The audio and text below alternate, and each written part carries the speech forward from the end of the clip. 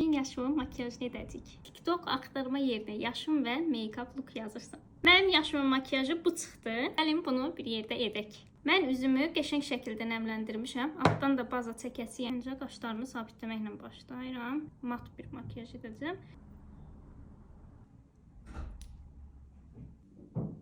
Pudra ilə sabitləyirəm. Sonra isə bu rəngdən tətbiq edirəm.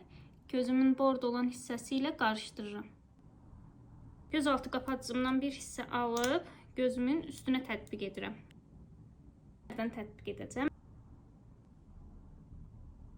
Orada bol allıq var idi.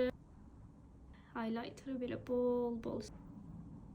Dodaq qələmimi də çəkib makyajı bitirirəm. Biraz da rəng.